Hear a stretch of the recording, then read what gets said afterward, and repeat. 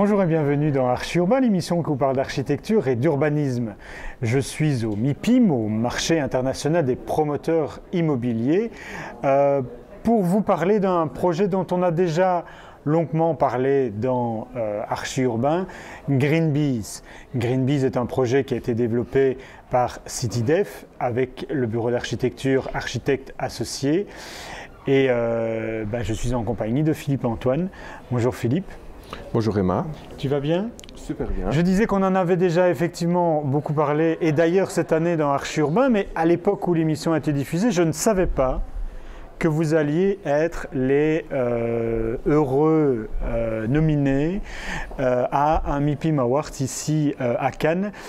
Mais je pense en fait que l'année dernière, vous aviez déjà été nominé et je ne sais pour quelle raison vous avez retiré votre candidature. Ou qu'est-ce qui s'est passé? On m'a raconté une histoire comme ça. Est-ce que c'est vrai? Tu viens toujours avec des drôles d'histoires, alors on doit expliquer beaucoup de choses, mais effectivement on s'est rendu compte que vu l'évolution du chantier, le calendrier nous permettait en fait d'essayer de basculer d'une année à l'autre. Ça permettait d'avoir un bâtiment qui était complètement fini d'une part, oui. Quand même beaucoup mieux pour pouvoir solliciter un MIPIM Award, et par ailleurs surtout que ce bâtiment commence à vivre, et aujourd'hui il est occupé déjà à plus de 60%, et donc c'est beaucoup plus confortable de venir défendre une candidature pour pouvoir dire en plus ça fonctionne, le bâtiment il est occupé et il vit. En deux mots, on est sur un site important pour CityDef, c'est le site Tivoli. C'est la partie économique d'un écoquartier, l'ensemble du projet Tivoli, et on a développé en première phase cette partie économique qui fait en fait 7500 m². On a un rez-de-chaussée avec 5000 m² de parc PME, ce sont des ateliers pour des PME, et c'est la première fois en Europe qu'on a sur un même site un rez-de-chaussée avec des ateliers PME et un premier étage, ce que tu appelles vulgairement des surfaces de bureau, mais qu'on aime bien appeler un incubateur, parce que les gens qui viennent travailler dans ce bâtiment, qui est une typologie effectivement qui s'apparente fort à du bureau, ont des activités qui se doivent plutôt innovantes dans le domaine du développement durable au sens large, et si c'est lié à des technologies environnementales et de l'éco-construction, c'est encore mieux pour pouvoir s'y installer. Comment est-ce que toi tu définirais l'architecture qu'a imaginé Architectes Associés? Alors cette architecture, elle est quand même innovante et je pense qu'elle reflète parfaitement bien l'esprit du projet. Mais ce que je trouve le plus remarquable dans ce projet, c'est le fait qu'on se retrouve avec une typologie de bâtiment, une expression architecturale qui est complètement en phase avec ce qu'on veut en faire, avec en fait la manière dont on imagine que les gens vont pouvoir fonctionner dans ce bâtiment. Et donc on a une architecture qui crée du lien entre les gens. Il est pratiquement impossible de se retrouver à travailler là sans se préoccuper de ce que font les collègues, les voisins. Et donc c'est un bâtiment qui crée de la synergie, qui crée des interactions, et en ce sens pour nous c'est une réussite formidable. Il y a eu un travail en amont formidable qui a été fait par Benoît Moritz et son bureau MSA, un schéma de développement qui a bien compris le positionnement du bâtiment par rapport à l'ensemble du quartier, par rapport au flux de circulation, par rapport aux autres activités périurbaines à l'ensemble du projet, et aussi aux questions d'ensoleillement bien évidemment, puisqu'on est lié à un bâtiment passif pour la partie incubateur, très basse énergie pour la partie économique. Et donc il y a des équilibres qui ont été cherchés et qu'on retrouve là, ce qui fait qu'on est très confiant au niveau des interactions. Pour le reste, je pense qu'on est arrivé à un bon moment dans ce quartier avec ici un cofinancement européen, et donc c'est de l'argent public, on a une responsabilité par rapport à ça qui nous permet de pousser le bouchon un peu plus loin pour essayer de faire quelque chose d'exemplaire. D'ailleurs on a reçu aussi un petit subside du côté des bâtiments exemplaires et construction passive, donc je pense que la boucle est bouclée à ce niveau-là. Être nominé, c'est bien, mais il faut que les gens votent également pour le projet. comment est-ce que ça se passe? Parce qu'il y a un volet jury, un volet monsieur, madame, tout le monde. Donc, c'est-à-dire les gens ici qui sont présents au Palais des Festivals peuvent voter. Est-ce qu'il faut les encourager? Il y a un travail important à faire là-dessus? Alors ça reste fondamental parce qu'il faut savoir que depuis quelques années, donc, les points se répartissent en 50% le vote du jury. Et donc là, on est déjà très content d'avoir été élu parmi 214 ou 216 candidatures et 46 pays différents. C'est évidemment un plein succès. Maintenant, il faut aller jusqu'à l'obtention de cet award. Et là, il y a encore les visiteurs qui ont la faculté de voter. Et ça pèse également pour 50 autres pourcents qu'il faut aller chercher.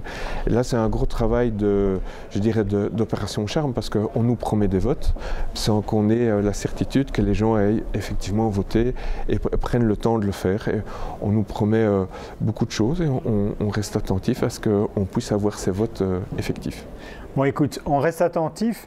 On regarde donc l'extrait du reportage que nous avons fait sur Greenpeace et on se retrouve à la soirée. Lors des votes, donc pour l'instant, lorsque je tourne ces images-là, je ne sais pas ce qui se passe. Et l'attention est là, juste après le reportage, et on va voir si c'est la joie ou pas lors du MIPIM Award. Merci Philippe. Merci Emma.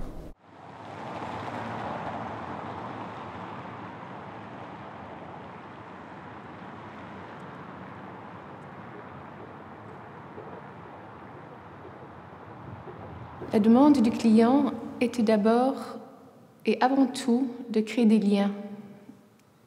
Greenpeace est un projet que de liens. Je pense que le bâti de Greenpeace, sur lequel on insiste beaucoup, a moins d'importance que le non-bâti, les espaces non construits, et a moins d'importance que le contenu qui est quelque part l'écosystème que CityDev veut implanter ici sur Greenpeace. Greenpeace est venu dans un concours qui précède de 2 ou 3 ans le concours Tivoli, donc il vient en premier aussi sur le site et il va devoir un jour être au milieu de toutes ces activités qu'on énonce. Le contenu du concours était très complexe, le quartier est complexe, mais bourré de potentiel, bourré d'énergie. Notre rôle était de créer un lien entre ce qui se passe ici à l'intérieur et le quartier. Il y a cette idée aussi que le travail est quelque chose que l'on peut montrer dans un quartier comme celui-ci et que c'est intéressant de voir qu'il y a des gens qui travaillent, qui sont des choses qui sont possibles et que donc le projet devait s'ouvrir sur le tir d'un côté, sur le futur quartier de Tivoli derrière, sur les écoles qui sont de part et d'autre. Donc c'est quand même une relation avec l'extérieur qui est un élément fort du projet. La relation entre le futur quartier Tivoli, c'est quand même presque 300-400 logements, en liaison avec le quartier du Canal, avec la zone du Canal. Donc on est un peu à l'intermédiaire des deux.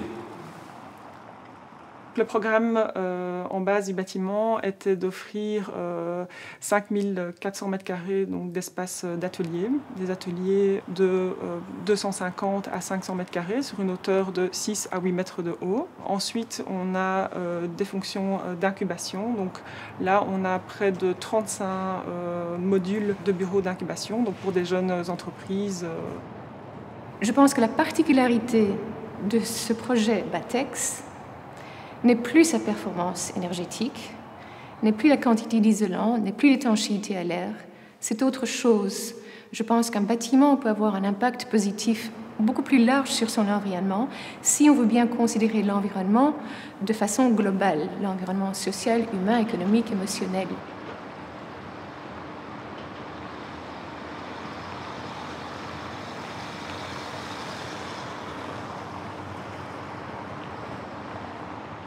Le projet est un projet qui se veut durable, donc il est avec une ossature en béton, des colonnes avec des dalles évidemment en béton qui sont indépendantes de la peau et l'ensemble de la peau est constitué du bois. Des panneaux préfabriqués de 2,25 m de large sur toute la hauteur. L'intérêt évidemment c'est la préfabrication des éléments qui sont faits en usine et qui arrivent au chantier et qui peuvent s'assembler de façon peut-être rapide. Et aussi cette idée que la façade, bien sûr, est toujours démontable. On peut changer l'immeuble quand on veut, dans 20 ans, dans 30 ans. On ne doit pas nécessairement le démolir si on estime que la peau a besoin d'avoir d'autres contraintes, on la remplace. Et donc le bâtiment peut continuer d'exister dans son futur. Les triangles, c'est une longue histoire.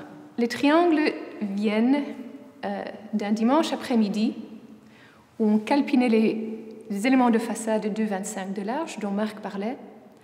Et on s'est rendu compte en calpinant que si on prenait le même calpinage en toiture et qu'on introduisait une diagonale et qu'on posait une photovoltaïque sur cette diagonale, on était pile dans la même direction du soleil. Donc au fait, les diagonales que vous voyez en façade viennent d'une étude en toiture.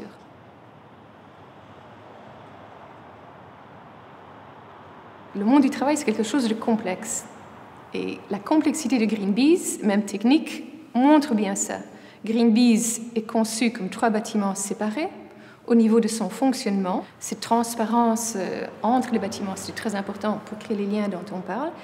Pourtant, au niveau technique, c'est excessivement complexe puisque pour les services prévention incendie, c'est un seul bâtiment. Toute l'implication technique de ces choix philosophiques, ça a eu énormément d'impact dans le temps passé, dans l'intensité des études, dans le prix. Les entreprises bruxelloises ont réellement été à la hauteur de cette complexité technique et cela se ressent. C'est ça qu'on veut montrer, démontrer même.